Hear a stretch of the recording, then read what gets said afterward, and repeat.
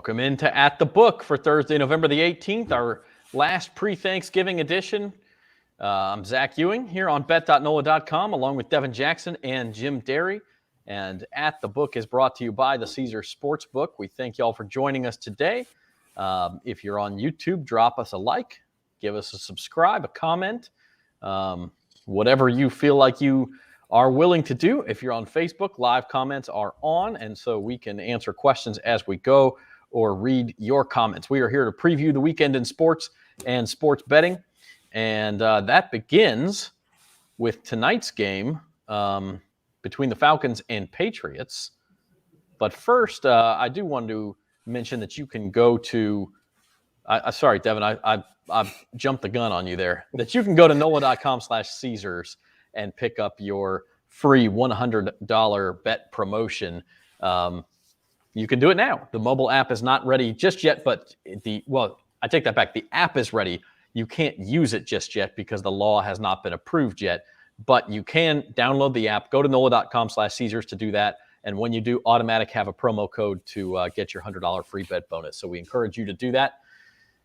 And hopefully by Christmas time, we'll have a nice present under the tree. The mobile app will be working. You can bet those like NBA Christmas Day games or the NFL games the next day. It'll be a lot of fun. Jim, you have a bemused look on your face. I hope you don't fumble your picks like you fumbled the Open on live TV. What would be different about why should this week be any different? It shouldn't be, but we'll see. I'm just waiting to drink a root beer. No, we'll talk about that root beer, my man. We'll talk about your teasers. That you just can't stay away, can you?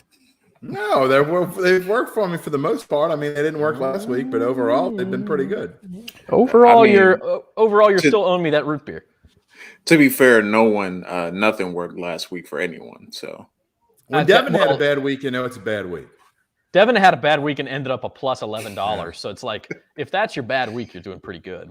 Jim and I are like afraid to go outside in case the bookies are around trying to catch us. So we'll talk about all that. But we are ready to talk about Thursday Night Football now. That's how the weekend will start. It is Patriots at Falcons. And this is an interesting one. I know a lot of people who are actually on both sides of this, who lay in the 6.5 and who are taking the home dog here. The line has actually come down from 7 to 6.5. It's one of those where if you just look at last week, Patriots kill the Browns, Falcons go to Dallas and get thumped. Like you think, there's no way the Patriots lose this game, especially Falcons don't have Calvin Ridley still. They may not have Cordero Patterson. But this is the NFL, Jim, and so last week really doesn't matter all that much. Oh, I love talking about Drunk Joe, and especially Aunt Mabel this time of year because it's Thanksgiving time and she's making her fruitcakes. And let me tell you, everybody that watched any football last week is all over the Patriots. They can't lose. They're the best team in the AFC now. Or they could be. Bill Belichick is the greatest coach in the history. Well, he may be the greatest coach in the history of football. But, it's one of those ones where the big money is going to be on Atlanta here. And there's a reason why. Because Atlanta is up and down. Sometimes they play very well. Sometimes they play like the worst team in the NFL. And I think on a short week, going back home after the embarrassing performance they put up last week, it's the perfect spot for them. New England on a short week. Looking ahead, they got some division opponents coming up. They very easily could be looking towards the Buffalo Bills on the horizon. And you got to think they were putting in prep time for the Bills, just like the Saints did against the Seahawks a few weeks ago on a Monday night when they were thinking about Tampa Bay. And although the Saints won that game, they certainly didn't look very good. And I think New England's in a similar situation here. We'll see in my big bucks pick. I got a small bet on the Atlanta money line, but I really like the spread. If you, I might even go as far to buy a hook and get it at 7. But this is certainly, it would not surprise me at all. Again, as we'll see in big bucks, is I think you're getting a great price on the money line for Atlanta. If Atlanta won this game straight up, and I think it's going to be a lower scoring kind of game on a short week. It looks like Vince Lane disagrees with you. Patriots are a guaranteed win. News for you, Vince. There's no such thing in the NFL. There is no such thing in the NFL. Devin, what are you thinking tonight? You know what? I'm not gonna bring up my Thursday night argument because I think this game is No. actually gonna turn out to be pretty good. You just did. though.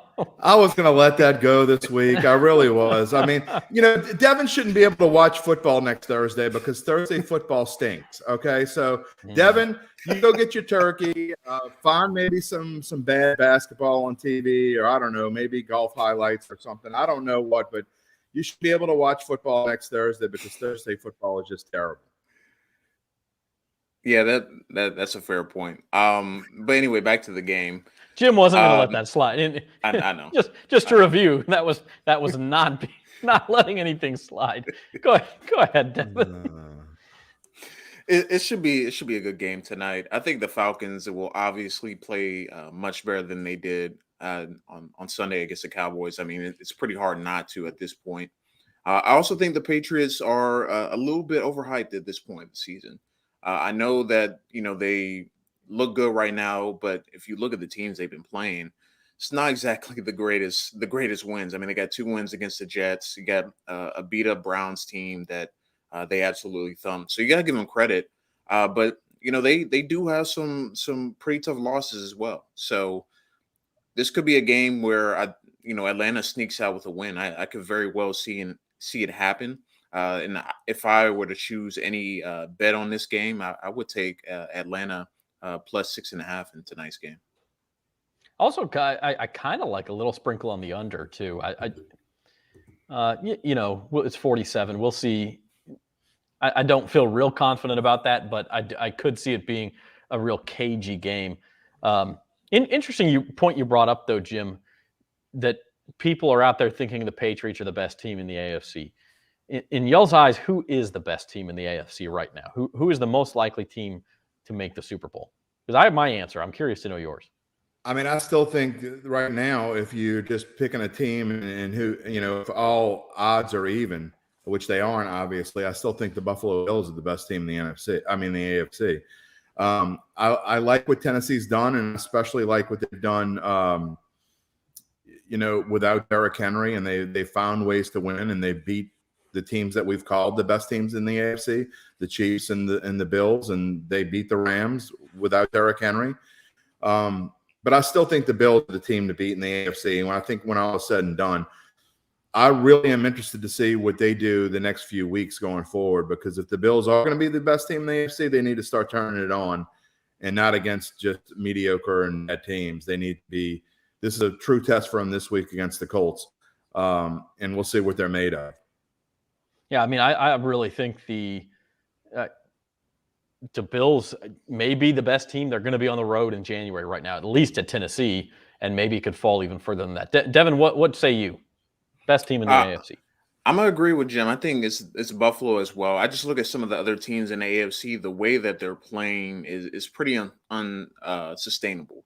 The Titans have been able to sneak by even without Derrick Henry, and they may have him back in January, but teams are going to load the box, and Tannehill hasn't looked all that impressive, even with all the new weapons that he has.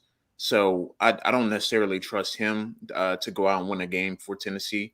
And then you look at Baltimore; they're pretty up and down as well. They've had some great wins, against like the Chiefs and some of the best teams in the NFL, but they also laid eggs. They laid an egg against the Dolphins, against the Bengals. So you can't really trust them either. So me picking the Bills to win or at least represent the AFC in the Super Bowl is also based on some of the inconsistencies with some of these other top teams as well. So I think the Bills are the most complete team in the AFC, and I think I will trust them in January more so than some of these other teams. Zach, don't say Baltimore. I thought that was going to be interesting. I think it's Buffalo too. I thought we were all going to have different answers. We all think the same thing. I will say somebody's got to knock off Kansas City. And I know that seems like, based on what we've seen so far, no sweat. But if last week really was the start of Kansas City rolling, they're going to be a factor also. But I agree with you guys. I think it's Buffalo right now. And I think that's a good bet, honestly, because they're devalued a little bit right now. If you can get them to win the AFC, I think you're getting pretty good odds at that. I'll check, but I think that's a pretty good bet.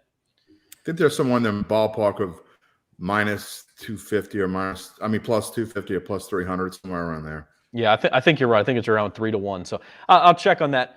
In the meantime, here on At the Book on bet.nola.com, it's brought to you by the Caesar Sportsbook. And we want to get to this week's edition of Cashin' In with Carville. You can play Cashin' In with Carville by going to NOLA.com/cashin'. Make your picks on 8 select games every week against James Carville. If you beat him for a month, you win prize. If you are one of the top finishers throughout the season, you win an even bigger prize. So go to NOLA.com/cashin' and take care of that. In fact, this week we were not able to get James on the phone. He did give us his picks, and so let's go through those picks. Remember, he always automatically picks the Saints, automatically picks LSU. Here are the rest of James Carville's picks.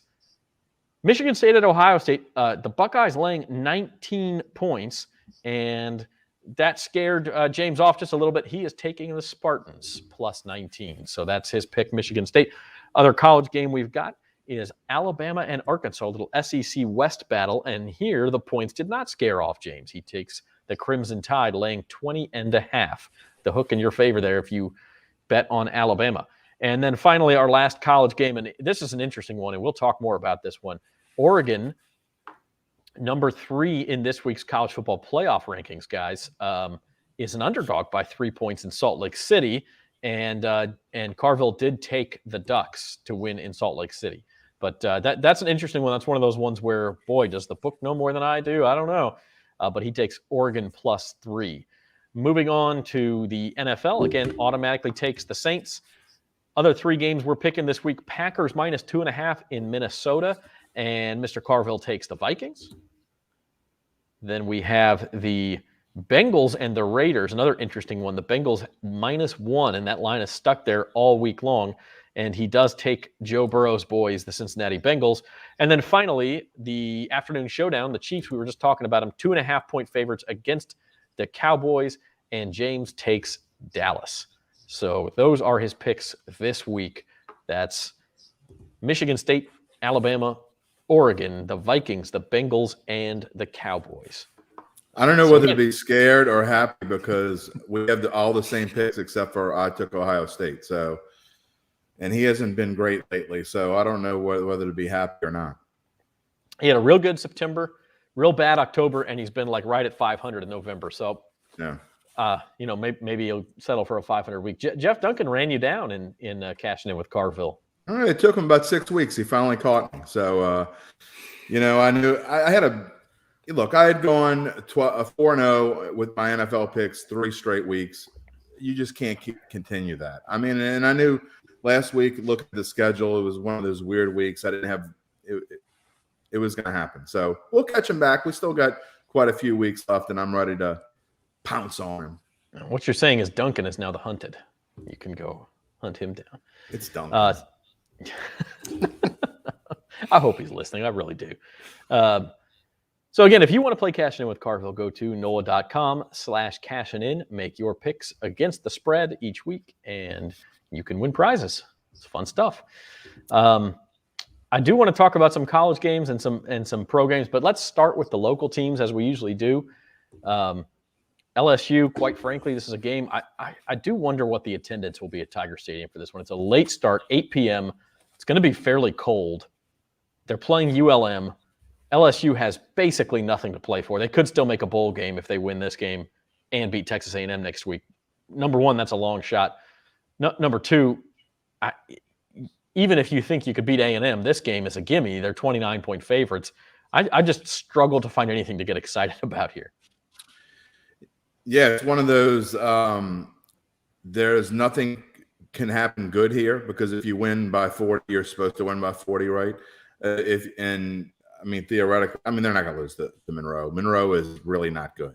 I mean, if this were like a different mid-major type team, I don't know. I think this is a great spot for LSU to whip up on somebody. I think they will. Although that they probably spent most of the week preparing for Texas A&M. I think that they're going to be able – look, Davis Price is going to run all over these boys if he plays for more than a half or so.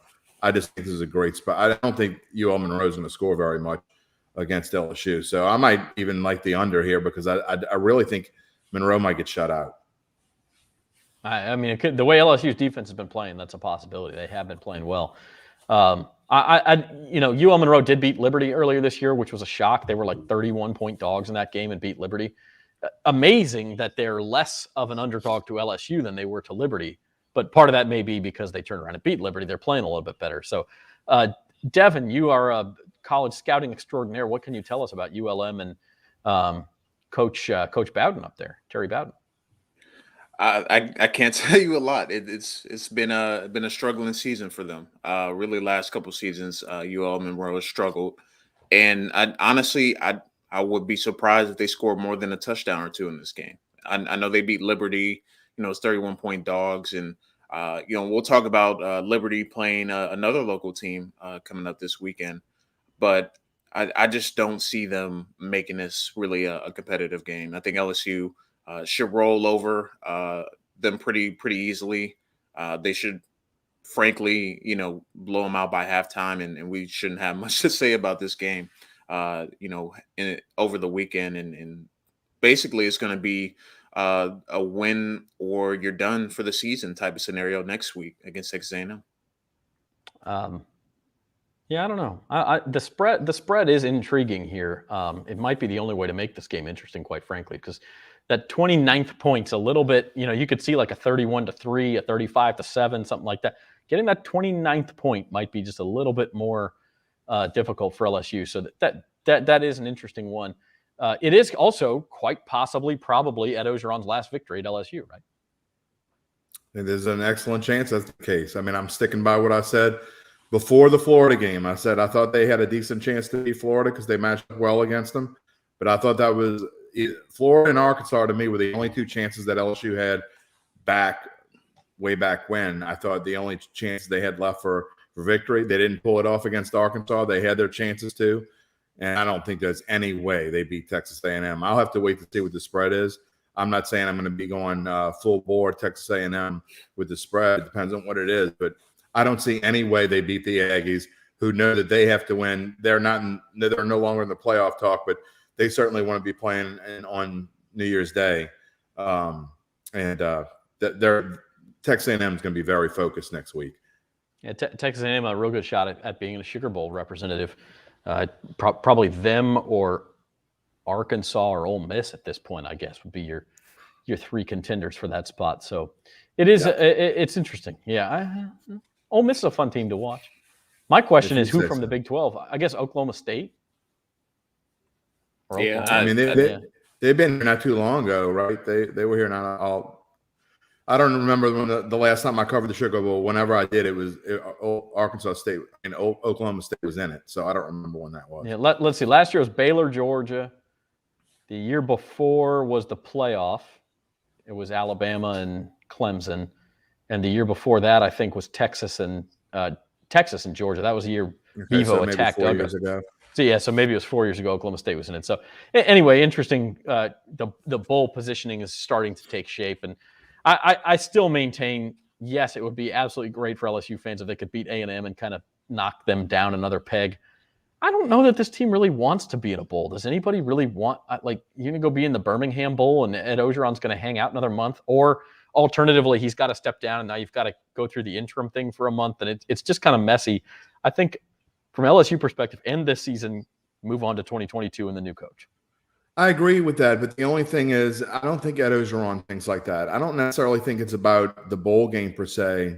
I don't think he's using that as a fire, but I do think one thing he's shown is at least the team have shown up to play. And that's one thing you had to wonder 3 or 4 weeks ago whether they would, and they have. And so that's why, I mean, I don't know what the line's going to be. I'm going to guess it's going to be in the 10 to 13 range. But I'll probably take LSU with the spread because I do think that they will fight. And so I expect them to play hard. I just don't think that'll matter. But I do think that they'll show up and play next week. Yeah, I agree with that. And I don't think – I mean, listen, full credit to Ed Ogeron because they have played hard since he was removed as head coach. And I think they will continue to play hard. And I don't think by any means I'm saying they're going to throw the game or not show up or whatever. No. I just think from an administrative level and from a fan level, that's not a game you care if you lose, because the bowl game really muddies the waters for next year. So maybe if they win, maybe Lincoln Riley can coach the team. That's the other thing about this coaching search is you hear a name and then Bruce Feldman comes out. No, Lincoln Riley's not going to be the head coach. Oh, Mel Tucker. Nope, Mel Tucker signed an extension. Okay, well, who's next on the list? And I really think we're to the point where Dave Aranda and Billy Napier are legitimate contenders for that job. Either one, and I think either one would be a good choice, by the way. I think if they don't get Lincoln Riley, I think you're right. I think that's where they have to go. But I mean, if you're Lincoln Riley, you can pass up that kind of money, or do you want to stay at Oklahoma and go in the SEC and be mediocre? Because that's what Oklahoma is going to do when they get in the SEC. You and Carville feel the same way on that one, Devin. If you end up with Arkansas. If you end up with Aranda or Napier, I know that would feel like settling a little bit because LSU obviously went after some big names, but those are good coaches, right?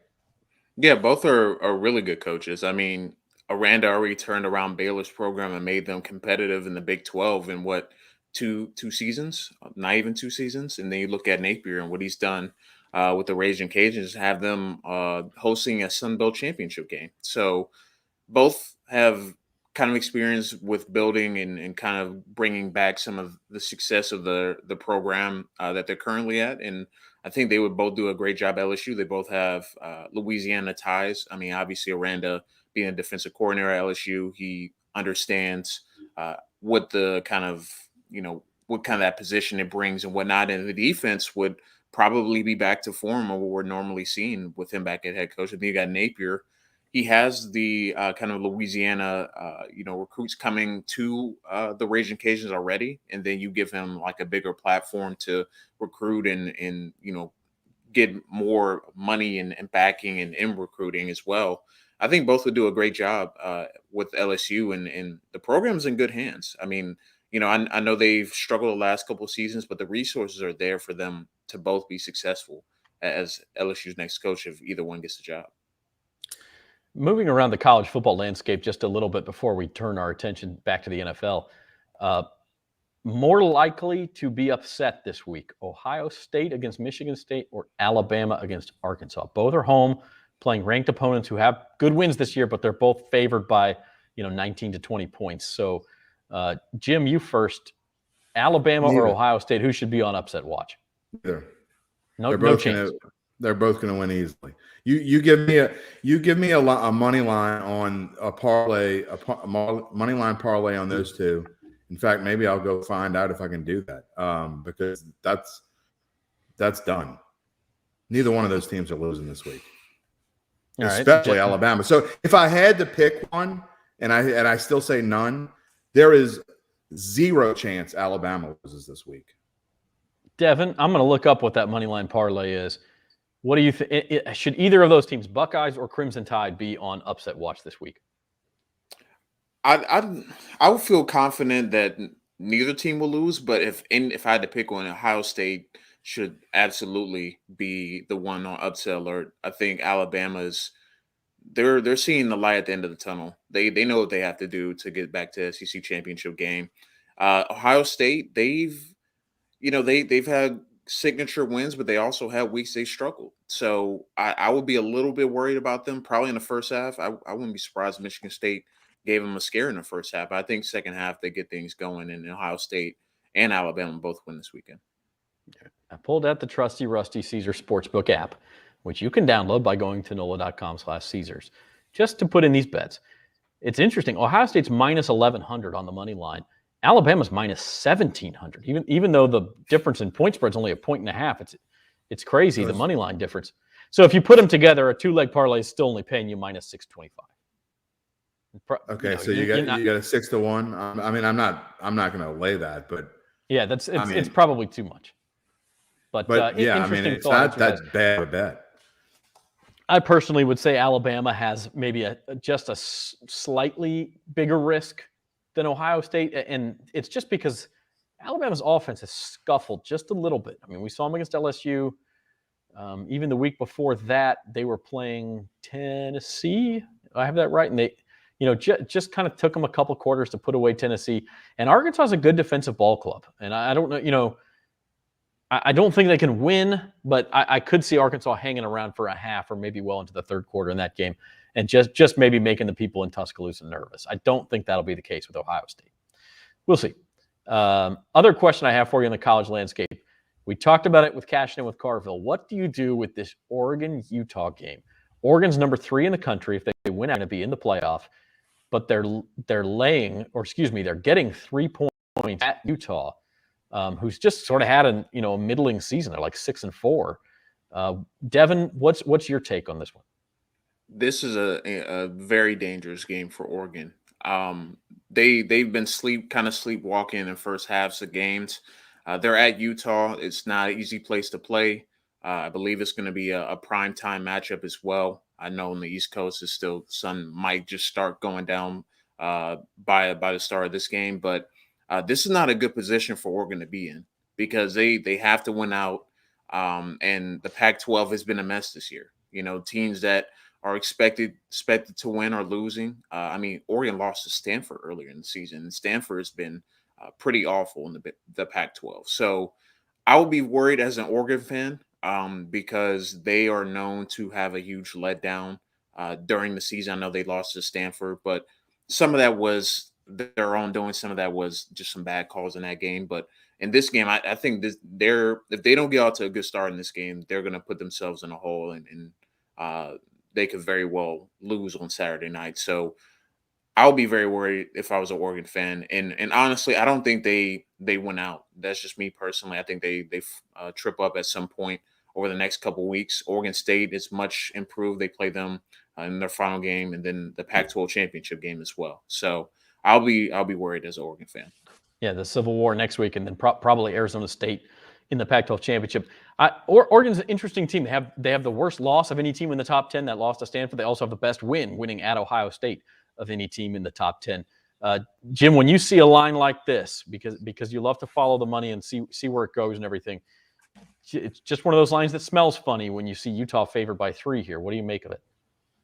Well, I agree wholeheartedly. It's definitely one where, but the weird lines don't necessarily mean as much in college football as they mean in the NFL. And I've noticed that throughout the year. Like a lot of times I'll go and look at the little newsletter we get from Caesars, and just because a lot of money is on a certain team, normally in the NFL, that's a major red flag. If you got 90% of the money on a team, you always bet the other way. I mean, every time. I don't care what your gut says, what you think. There's no way this team cannot cover or whatever. In the NFL, you go on that 100% of the time. In college football, I tried doing that a little bit early in the year, and I never really paid as much attention to it before this year as I have this year, and it doesn't always work that way. So fishy lines don't necessarily mean as much to me here. This one is definitely super fishy.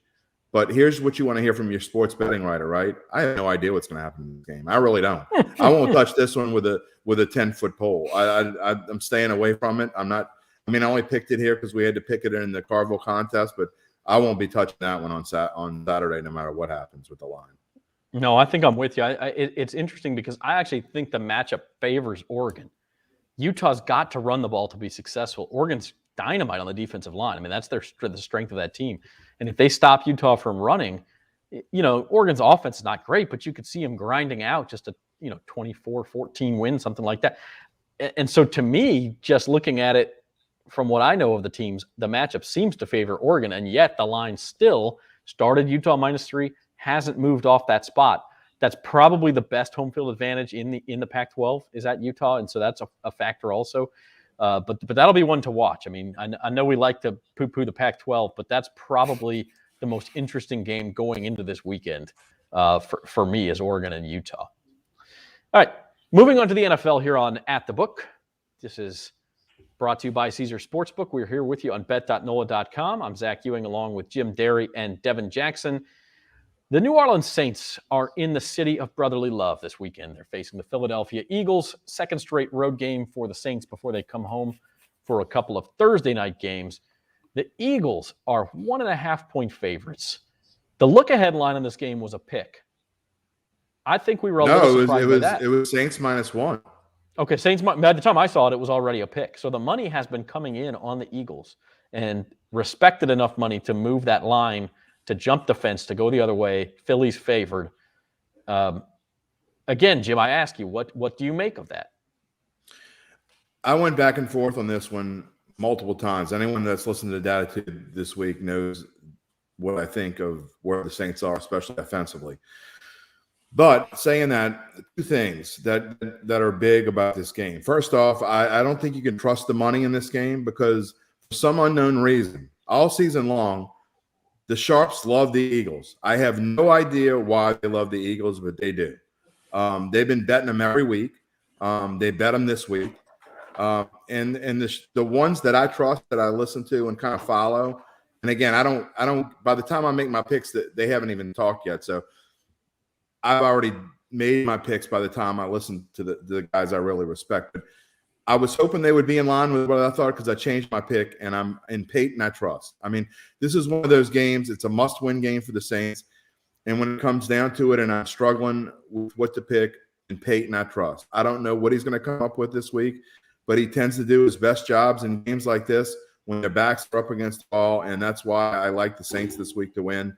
But normally, everything else about my handicap, when you look at our offense versus their defense and their offense versus our defense, points to a lower scoring Philadelphia victory. But somehow I think the Saints are going to come up with some things and find a way to win, and it's not based on logic. It's just based on, well, I guess it's based on logic, but it's not based on what I've seen the past few weeks. It's more based on what I've seen the past 16 years. And I'm betting on Sean Payton in this one. We talk about it all the time. We've talked about it several times this year. Saints are now 11-3 straight up in their last 14 games as an underdog, and they have covered in 13 of 14, including last week against Tennessee. The only loss against the spread in that game, I believe, was at home against the Chiefs last year, and that was like they were 2.5-point dogs and lost by 3. So, I mean, very, very close to the spread even there. And some had a 3, so some had that as a tie. Yeah, some had a push. Yeah. So I mean, they when they have been underdogs, they have been dynamite. Now, a lot of times you're not talking about a 1.5-point spread like this, and so does that? Trends aren't going to last forever, but that's been a strong one. Devin? Yeah, and in this game particularly, it's really going to come down to which offense can make plays, because both offenses have struggled this season in terms of moving the football and being consistent from week to week. I mean, the Eagles will have a week where they look really good offensively, and then the next week they look like they can't move the ball past midfield. And it's the same thing with the Saints. And this is a Saints team that hasn't won in Philly since the 2013 season. Last 2 matchups they had in Philly, they lost both of them, including last year's 24-21 loss. I think the Saints will come ready to play. I think this is a game they got to have to stay pacing the NFC playoff picture, and more for a psychological thing. They have to be able to win the close games, and that's what it takes in NFL.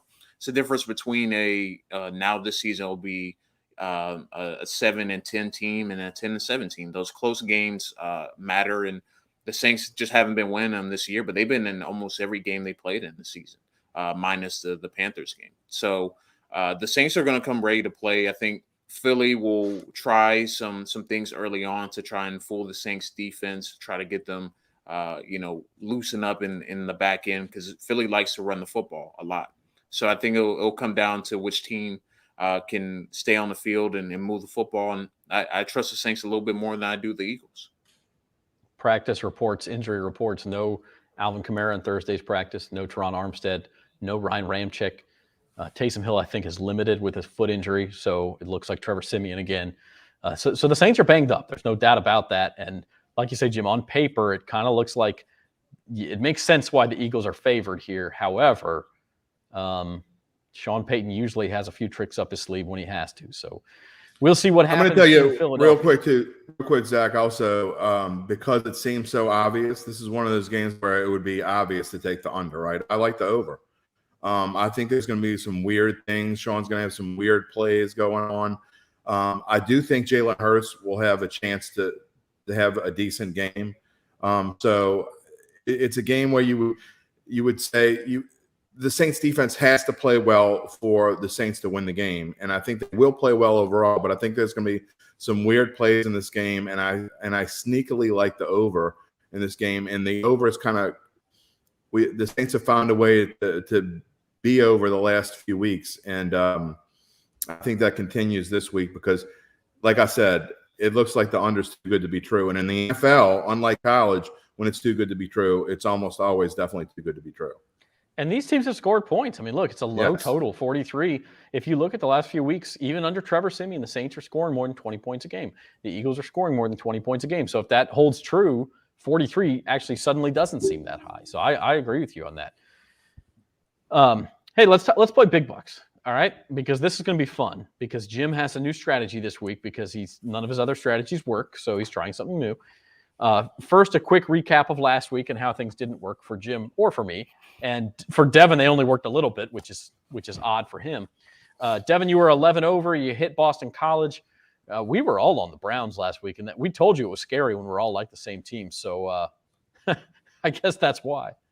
Yeah, Browns stunk it up last week. And that's why I'm just limiting myself to one NFL pick a week because I just keep losing money on NFL games. But that it just wasn't a good overall week. A lot of weird things happening in both the college and NFL level.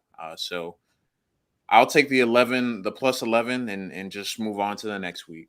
Just that's right. Just move on. Sometimes even 11 under is okay if you're making money in the other weeks. Jim, you hit the Saints barely, although I think you could argue they should have won that game outright. Let's talk about your teasers, man. That teaser right there went over. Your other teaser lost too because of the Browns, but you keep going back to that well. Oh, it's you can say whatever you want. I think I pick out as a handicapper. If you lose a couple of weeks, so if you believe in a strategy and you say I'm doing something different, I'm really not doing anything different. The only thing I'm doing different is some money lines on some favorites that I think are super solid, and I like better than 5.5 to 1 with Tampa Bay. I like better than 3.4 to 1 with Buffalo. We'll get to that in a minute, but the teasers overall I think are good bets if you find the right numbers to do them at. And honestly, when I look back at this first teaser that I lost, the Bucs probably were not the best play there because they didn't pass the 3 line. So Vegas has realized how much money they've lost on teasers this year because the first 7-8 weeks of the year they lost a ton of money on teasers, and so they set this Bucs line purposefully at 9.5. If it goes up, fine, but they set it there for a reason, and that's so it didn't cross below that teaser line. And so really this was a bad bet. I mean, you can always look back at bets you lose and say it was a bad bet, but in this case, Bucs minus 3.5 was a bad bet. If I had to do Ravens over again, I'm going to do that 10 times out of 10, just giving a point after the Dolphins because they're going to win that game to me 8 times out of 10. So to me, that was an excellent teaser bet there, even though it didn't hit. So it's more about what the numbers are than it necessarily is about who the teams are. And that's the thing you got to learn about teasers. And I still am firmly entrenched in if you get the right one and the right numbers and you go through the right numbers, and we've talked about this before, then it's a good bet. If you lose it, you lose it. But you get those right numbers and you go with them and you trust in what you believe. Yeah, I mean, hey, and I commend you for sticking with it, and you've got a couple more this week that we'll talk about in a minute. I really liked Ohio State last week. Probably should have bet more on that one. And then Cincinnati, I mean, it's not your week. It was a Friday night game. Cincinnati had a 31-7 lead in that game midway through the third quarter. They're already, when you're laying that many points, if you're covering by mid-third quarter, you're on cloud 9 because you've got the better team. You're probably going to add another touchdown or two, and maybe you're just worried about the back door. But then Cincinnati gave up like a 99-yard touchdown drive, an 80-yard play. And look, I'm done with the Bearcats, man. They actually still almost covered that spread. They needed another touchdown, but it was a frustrating week to say the least. So let's move on. Let's do next week. Let's do week 11. And Devin, I want you to talk about them Raging Cajuns getting 4.5 against Liberty. And I'm trying so hard not to do the insurance jingle, but they're playing Liberty.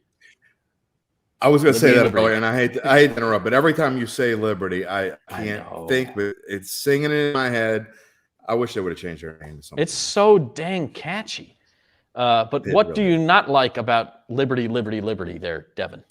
Well, first of all, they lost to UL Monroe earlier this season. I know you don't have to necessarily always go back to games, but they just haven't been impressive this season, in my opinion. I know they have a decent record. They play a independent schedule, so they get to play whoever they want. They didn't look overly impressive against Ole Miss. They didn't look impressive against Syracuse early in the season. You faded them And a couple times, I think, and yeah, won. yeah, Yeah. yeah. So I don't trust them against the spread. I just don't trust the team in general. And the Raging Cajuns are playing like one of the better teams in college football, and I don't see how coming into this game that they were faded by this much. 4.5 points to a team going to the Sun Belt Championship game, and it's been one of the more competitive teams. I mean, they beat Texas last year, kept it close against Texas this year. They have so many quality games that you look back to, and they just have the better coach, in my opinion, Billy Napier over Hugh Freeze. So I just like the Raging Cajuns this week. I think they just win outright in this game. Makes you wonder. The only thing I'll say to that is could UL be looking forward to a rivalry game next week against ULM, possibly, or a Sun Belt Championship game in a couple weeks, or could Billy Napier have his eyes 60 miles to the east and be thinking about a certain job in Baton Rouge to where maybe the team's level drops just a little bit? I'm just not saying it will happen, but those are things that I wonder about. Jim, we talk about teasers crossing key numbers. You've got a couple of them here. The Bills go down to 1 point, where even if they just win by one, you get a push there, and the Saints going up to 7.5. Yeah, I was so locked in last week, and I go back to Tampa Bay. So locked in on Tampa Bay. How can they not play better against a football team coming off a loss, a bye? Again, I didn't look at the number as well as I should have. Well, this week I paid a lot more attention to numbers as I should have. Look, we all have our lapses, and this week, look, I love Buffalo this week. I really do. I love them in every form, fashion. I think Buffalo I think the Colts have done well against mid-level and bad teams. I don't think they played well against really good teams, and this Bills defense is going to be tough on Carson Wentz this week. I think the Bills are ready to hit their stride.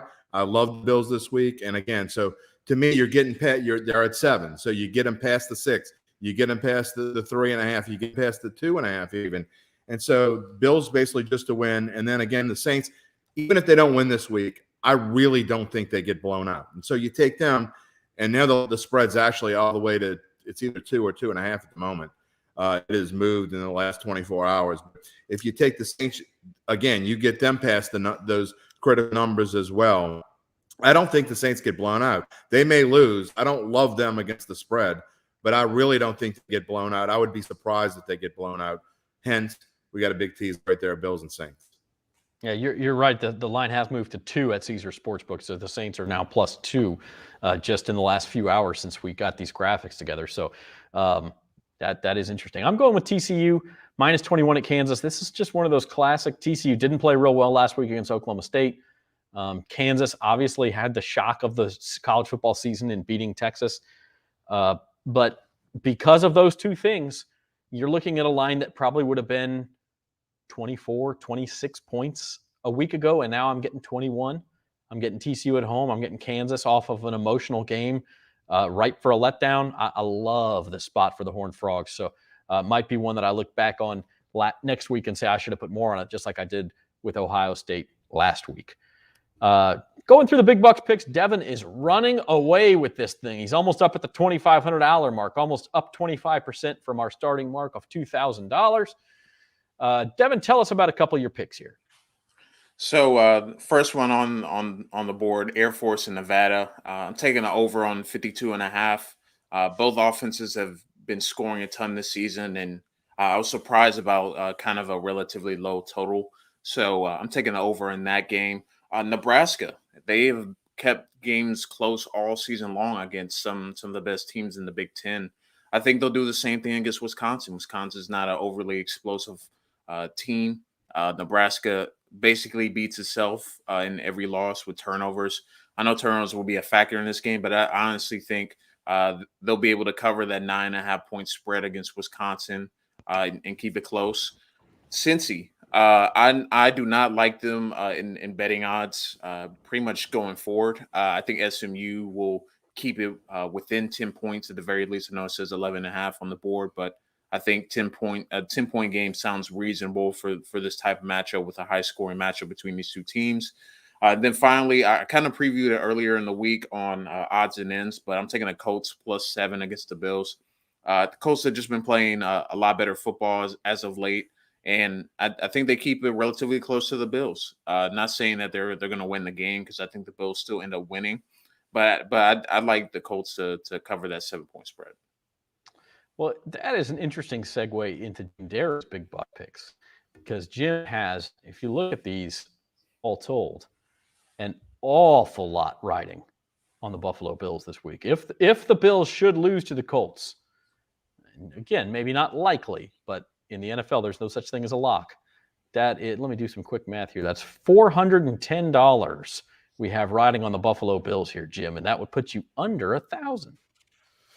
Yeah, well, I'm ready to make a move because I don't know what Devin's going to do when college football is over because he's going to have to pick NFL games coming up pretty soon. I'm just saying. But look, yeah, you're right. I mean, if the Bills lose, then I'm having an awful week, no matter what happens with everything else. But I just I don't necessarily think it's going to be close. And what Devin said about the Colts playing, well, yeah, they played fairly well, but they have not. They didn't play. They found a way to blow the game against the Texans. They had a chance to win there. This Bills team, they're either going to show me they're the best team in the AFC in the next couple of weeks, or they're just going to be one of the also-rans like everybody else. And I don't think that's who they are. I think they are the best team in the AFC. I've said it multiple times now. I think Josh Allen might be the best quarterback in the AFC, and that's saying something because Mahomes isn't playing great right now. Lamar Jackson isn't consistent enough. So the Bills have their chance. Here you go. And to play a team like the Colts, who – I don't know if they beat anybody worth a darn yet, unless you want to call San Francisco a good team. So we'll see. We'll see what happens there. And if you look at some of the rest of my picks, Falcons, I'm just throwing a line out in the water and seeing what happens there. I like the value at almost 2.5 to 1 against the Patriots tonight. I do think they play well. And then you go down. I love the Texans this week. And you talk about games where you might go back and look and wish you would have put more on it. I think this might be one of them for me because the Titans are in a really bad spot this week. I mean, you look at last week and you say, yeah, that wasn't the greatest of spots. They didn't cover, but they shouldn't have won. They really kind of got lucky in a way. Everything that could fall their way fell their way. I don't want to sound too bitter, but that's what happened there. And I agree. Tyrod Taylor coming in this week, I think now that he's had a full week to play and practice and everything, I think this Texans team could actually play fairly well down. And I say fairly well. I mean, fairly well for a bad team down the stretch. And I really like them here. Titans could completely be overlooking the Texans team after they played so many really good teams and given it everything they have to keep marching on. I would not be shocked at all if Houston knocks out a bunch of those remaining knockout picks and survivor pool picks this week. If you want looking for your upset of the week, you're like, there's no way that's going to happen. Pick of the week. I think it's Houston, and I think that they very well could win this game straight up. And that point spread has not moved at all week long, which tells me that big money's betting on Houston and Aunt Mabel's betting on the Titans, and I'm going to take big money just about every time. And then Cowboys-Chiefs big matchup. Look, I think Dak's going to have his way with this Chiefs defense. I'm not buying what the Chiefs are selling. They beat up on a Raiders team last week that's having all kinds of internal problems off the field. They got a new head coach. They're not figuring out what's going on. Derek Carr, obviously, he and John Gruden were super tight, and it's going to be a struggle, I think, for the Raiders going forward. I love the Cowboys this week because I'm just not buying Kansas City. And then, look, I'm spending a lot of money to bet the money line on the Giants, but I cannot fathom. And we joked about it via text that last week. I said Tampa Bay was a lock. Yeah, it was a lock that missed. You don't miss 2 locks in a row. And you talk about money line. I know it's 5.5 to 1, but I would be absolutely floored. And I mean floored if the Bucs lost straight up to the Giants. So I'm willing to spend $198 to win 36 because it's like free money, and my limit is 190. My limit is 200. Otherwise, I would have bet more on this game and to try to get some money back because I just don't see it happen. But stranger things have happened. I mean, I agree with you. The Bucs have been much better at home. I don't see them losing that game. I also agree that that's way too many points for the Texans. I am a little interested you didn't do a money line parlay with your two big favorites there. Could have gotten minus 185. Yeah. But obviously, you're mitigating the risk a little bit this way. So my best big Bucs picks, I'm struggling here. I still have a chance to get back to Mount 500. So that's what we're going to go for this week. Spreading out the risk a little bit this week. I got San Diego State tomorrow night. I think UNLV has won back-to-back games after starting 0-8. Ripe for a letdown. Tulane's going to get it, man. I picked them last week, +3 against Tulsa. They went to overtime, but then lost by 6. So I didn't get, I lost the bet, kind of unlucky there. And then I just think Tennessee, I know Tennessee played Georgia last week, and it's a tough spot, the game after you play Georgia. But one thing about Josh Heupel's offenses, they tear apart worse teams. And I don't think anybody would tell you Tennessee doesn't have a lot more talent than South Alabama. And so I think Tennessee runs roughshod there. And then in the NFL, you talked about the Texans. I think that's way too many points for that game. I don't think the Titans are nearly as good as their record, particularly without Derrick Henry.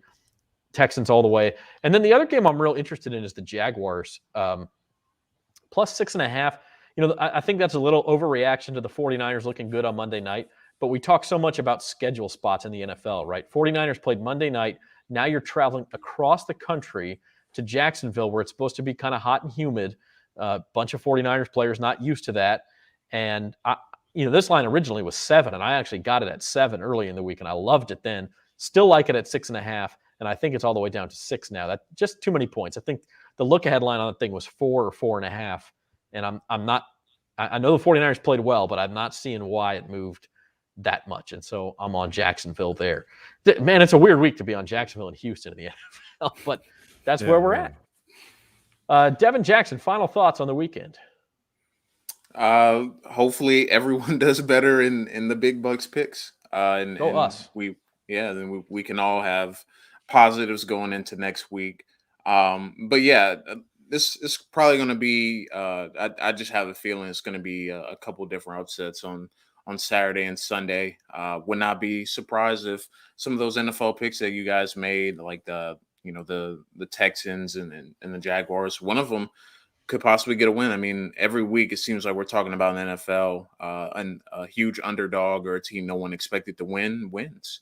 So it's very possible that those can happen, and interested to see how things continue to shape up in the college football playoff race as well, and see if Oregon can survive. Because I think they're at the biggest risk of anyone in the top 4. Jim Derry, a quick final thought from you. Well, kind of like in high school football, you always look to be playing Thanksgiving week. So all the teams this week that are fighting in the prep playoffs are looking to win this week so they can fight through and play in Thanksgiving week. And to me, in the NFL, it's separation week. The good teams, we're going to find out who they are, because in the next week or two, the good teams start to separate themselves from everybody else, and they start making that march toward the playoffs. Now, I know we have a 17-week season, so we're going an extra week. But I think if you're going to be a good team, and if you look at what Tampa Bay did last year, they started playing a lot better right around Thanksgiving, and they started that roll into the playoffs. I think we're going to find out in the next couple of weeks who our real Super Bowl contenders are, because they're going to start making their march. Hence why I really like Buffalo this week. And we'll see, San Francisco, Deebo Samuel talked about after the game, they asked him about beating the Rams and how they would be able to beat the Rams after losing to some kind of stinky teams. And he said, now's our time. And so we're going to see if San Francisco can make their little run. We're going to see if Minnesota, if they're a legitimate team and can make a little mini run. We're going to see if the Saints are any good, frankly. We're going to see what Dallas and Kansas City are. So this is one of my favorite weeks in the NFL regular season, because not just because you get to sit down and watch football all day on Thanksgiving, but that Sunday is, to me, this week is a very key week. This week and next week are key weeks in NFL football. Well, speaking of next week, we want to wish you and yours a happy Thanksgiving and a start to the holiday season to everyone out there. Next Thursday, we don't take holidays. We will be here on At the Book. In fact, I will be live from the Caesar Sportsbook at Harrah's New Orleans next week in preparation of the Bills and Saints game. It's going to be a lot of fun. We're going to go live at 4 o'clock, so tune in after you've had your turkey dinner, maybe before you've had your turkey dinner, depending on. We'll have the Cowboys-Raiders game going on in the background. It's just going to be tons of fun. People will be there. We'll have some guests from Harrah's. And we might try to get Amy Just and Luke Johnson, our Saints beat writers, on the air as well. So tune in for that at 4 p.m. next Thursday. Speaking of Caesar Sportsbook, just want to mention one more time, you can go to NOLA.com/Caesars and get your free bet bonus. That will send you a link to download the app. The promo code will be built in. You'll get it. And when betting goes live here in the next few weeks, next couple of months, you will get that $100 free bet bonus, whether you deposit right now or whether you wait to deposit. It will be waiting for you. So go ahead and do that. Tune in next Thursday at 4 o'clock. And until then, we hope you all have a good weekend. For Devin Jackson and Jim Derry, I'm Zach Ewing. This has been At the Book.